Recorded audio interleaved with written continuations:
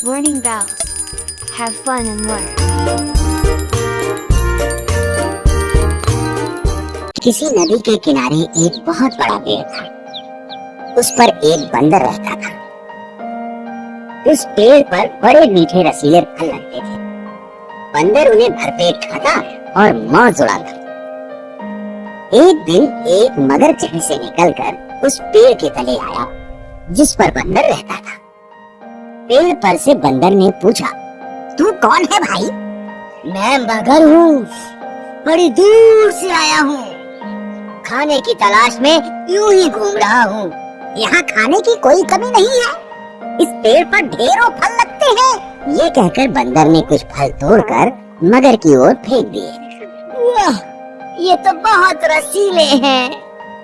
बंदर ने और भी फल गिरा दिए। कल फिर आऊंगा, फल खिलाओगे? क्यों नहीं, तुम मेरे मेहमान हो, रोज आओ। मगर अगले दिन आने का वादा करके चला गया। अब तो मगर रोज आने लगा।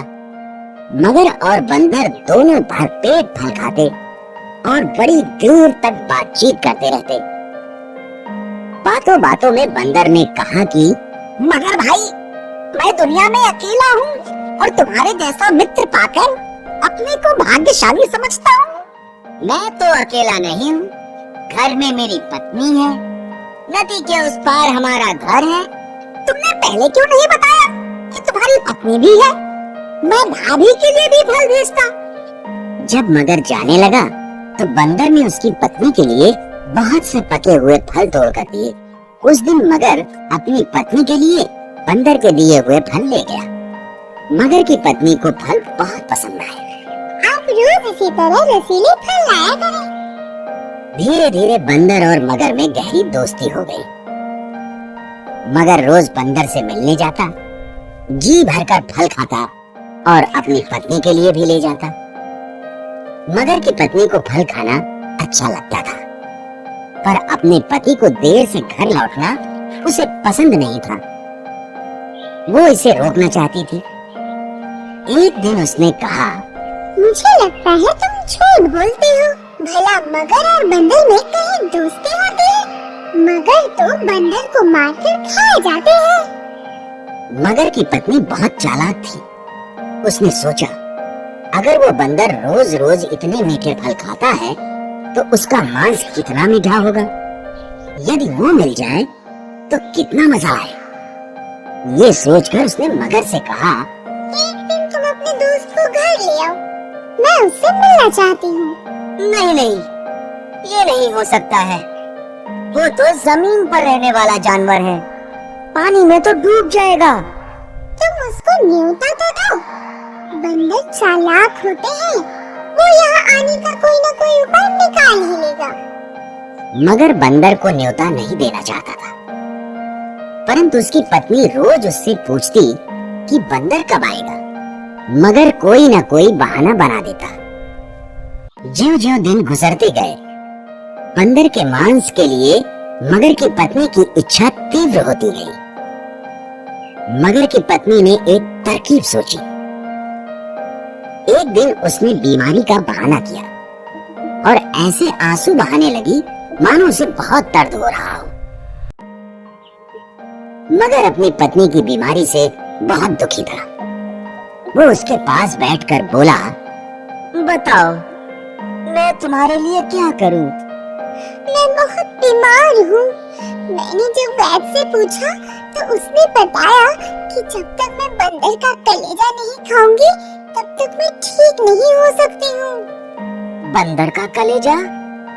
हाँ, बंदर का कलेजा। अगर तुम चाहते हो कि मैं बच जाऊं तो अपने मित्र बंदर का कलेजा लाकर मुझे खिलाओ। मैं कैसे कर सकता हूँ? मेरा वही तो एक मित्र है, उसको भला मैं कैसे मार सकता हूँ? अच्छी बात है, अगर तुमको तुम्हारा दोस्त ज्यादा प्यारा है तो तुम उसी के पास जाकर रहो। तुम तो चाहते हो मैं मर जाऊँ। मगर संकट में फंस गया।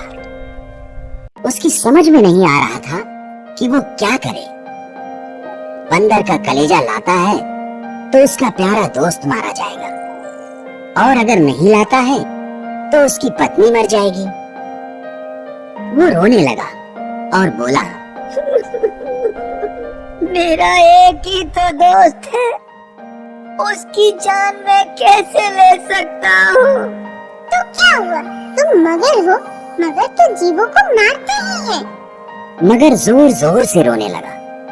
उसकी बुद्धि काम नहीं कर रही थी, पर इतना वो जरूर जानता था कि पति को पत्नी की देखभाल करनी चाहिए। उसने तय किया कि वो अपनी पत्नी का जीवन जैसे भी हो बचाएगा। ये सोचकर वो बंदर के पास गया। बंदर मगर का रास्ता देख रहा था। क्यों दोस्त, आज इतनी देर कैसे हो गई? सब कुशल तो है ना? मेरा और मेरी पत्नी का झगड़ा हो गया है। वो कहती है कि मैं तुम्हारा दोस्त नहीं हूँ, क्योंकि मैंने तुम्हें अपने घर नहीं बुलाया है।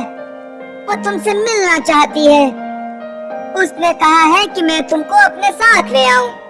अगर नहीं चलोगे तो वो मुझसे फिर झगड़ेगी। बस इतनी सी बात थी। मैं भी भाभी से मिलना चाहता था, पर मैं पानी में कैसे चलूंगा? मैं तो डूब जाऊंगा। उसकी चिंता मत करो, मैं तुमको अपनी पीठ पर बैठा कर ले जाऊंगा। बंदर राजी हो गया। वो पेड़ से उतरा और उछलकर मगर की पीठ पर सवार हो गया। नदी के बीच में पहुंचकर मगर आगे जाने की बजाय पानी में डुबकी लगाने को था कि बंदर डर गया और बोला, क्या कर रहे हो भाई? डुबकी लगाई तो मैं डूब जाऊंगा। मैं तो डुबकी लगाऊंगा, मैं तुमको मारने ही तो लाया हूँ। ये सुनकर बंदर संकट में पड़ गया। उसने कहा, क्यों भाई, मुझे क्यों मारना चाहते हो? मैंने तुम्हारा क्या बिगाड़ा है? मेरी पत्नी बीमार है। वैद्य ने उसका एक ही इलाज बताया है। यदि उसको बंदर का कलेजा मिल जाए तो वो बच जाएगी। यहाँ और कोई बंदर नहीं है। मैं तुम्हारा कलेजा ही अपनी पत्नी को खिलाऊंगा। पहले तो बंदर भौचक्का रह गया, फिर उसने सोचा, केवल चालाकी से अपनी जान बचाई जा सकती है। मेरे दोस्त, ये बात तुमने पहले क्यों नहीं बताई?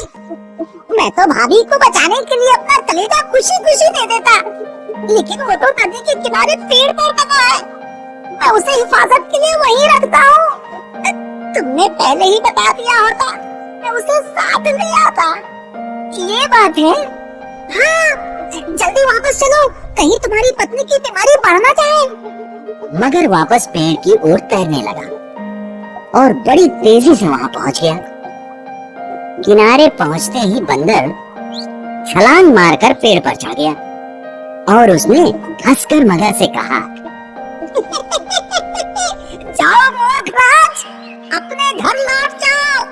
अपनी दुष्ट पत्नी से कहना कि तुम दुनिया के सबसे बड़े मूर्ख हो। भला कोई अपना कलेजा निकाल कर अलग रख सकता है?